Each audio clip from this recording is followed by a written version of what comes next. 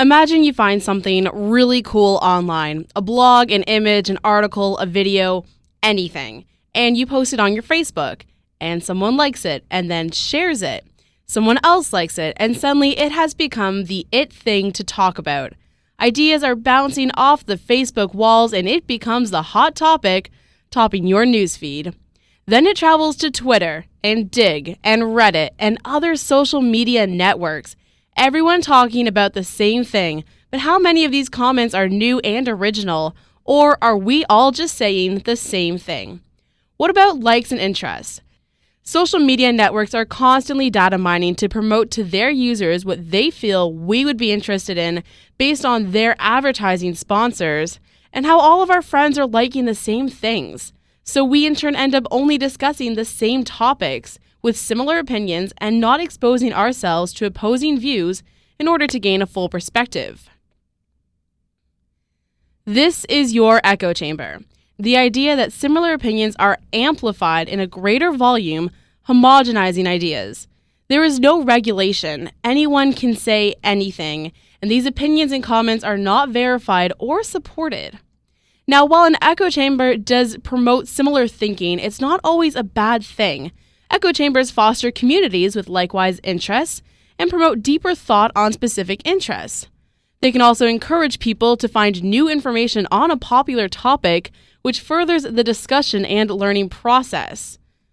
It is also inevitable. Users want to follow topics of their own interest because they want to know more. A music fan may follow their favorite bands, certain record labels, concert venues, and entertainment news organizations.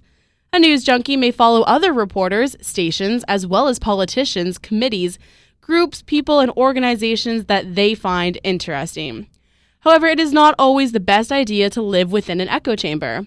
Topics like politics become very biased, and not all the information is presented for a complete view, specifically through the media lens. In their book, Echo Chamber, Rush Limbaugh and the Conservative Media Establishment, Kathleen Hall Jamieson and Joseph N. Capella argues that the echo chamber encourages engagement and increases the audience's ideological coherence. On the downside, its balkanization, polarization, and use of ridicule and homonym rhetoric have the potential to undercut individual and national deliberation. Their attention focusing on the negative aspect of an echo chamber can be seen in the media coverage of political issues through the anchors. Jamieson and Capella relate the echo chamber to politics in the media as capturing the ways messages are amplified and reverberate through the conservative media. Certain news networks will have a political bias and in turn end up spitting out the same facts and skewing the information altogether, as the echo chamber does not allow for opposing views to survive. Jamieson and Capella focus solely on the example of Fox News' Rush Limbaugh and his heavily conservative views. Audiences will tune into his program to simply hear affirmation of their own views, literally echoed by an authority-demanding voice. Audiences will then reiterate any new information they have captured to other members of their political cliques and thus invoke discussion of the same topics discussed within the program. Another prominent topic that is contained within the chamber is religion. Religion within an echo chamber becomes very biased and selective towards and against other chamber conversations. Issues like creationism will not be mixed in the homepages of users who favor evolutionism. All of these filters can be seen in the news aggregator Reddit.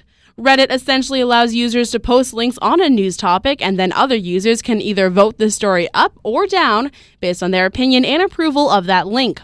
Reddit boasts itself as a source for what's new and popular on the web, an attempt to always have the freshest information, as links that receive community approval bubble up towards number one, so the front page is constantly in motion and hopefully filled with fresh, interesting links. However, while the front page is littered with various links on unfiltered topics, a user's homepage is defined solely by their interests.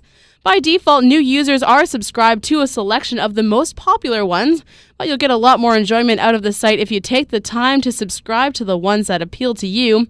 After doing so, the front page will change to show a customized listing tailored to your interests, and this, of course, is according to Reddit.com's help page, which in turn limits a user to not explore news outside their own interests, as it is not as easily accessible as their own front page. Now, there are ways to utilize Reddit and other social media networks to their best advantage and essentially gain a full perspective of popular topics. Before we go into further detail of our own analysis, let's take a quick look at self-proclaimed geek and former Tech TV host turned blogger Chris Pirillo's cutthroat advice to those out there who encourage the echo chamber within social media sites. Don't live inside your news aggregator. Say something original at least once a day. If warranted, quote an unknown source. Don't link to the same site more than once every 2 weeks. Wait a week before publishing your thoughts on hot topics. Create, don't regurgitate. Think twice before using buzzwords. Make yourself uncomfortable. Stop whining or worrying about what list you're on or not on. Stop saying we need to get out of the echo chamber. Now let's focus on 8 and 10. First, make yourself uncomfortable. Perfect. The idea of leaving your comfort zone and exposing yourself to news beyond your typical topics not only makes you a smarter social media user, but also allows an opportunity for you, the user, to learn something new utilizing social media and other aggregators like Reddit.com to their fullest. Now, number 10, stop saying we need to get out of the echo chamber. Pirillo raises a good point saying that just saying we need to get out is not actually going to help us get out. Many of us have similar beliefs. Great. The day for blogging about blogging and podcasting about podcasting is long gone. The echo chamber is slowly becoming less inevitable and more user-created. Therefore, stir up conversation with something new, interesting, yet still topical, all the while eliminating the echo chamber while capitalizing on the social media gains.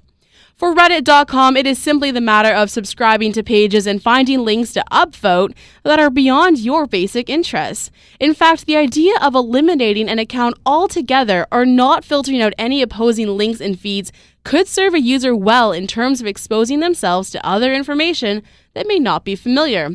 In conclusion, Reddit.com, like many other social media networks, is only an echo chamber when users allow themselves to fall into the routine of the same information all the time. To avoid the echo chamber, users must remove themselves from their comfort zone, obtaining new and fresh information to bring back to the chamber in an attempt to break down its walls and create a freer and open social media network stacked with news that is new to the users.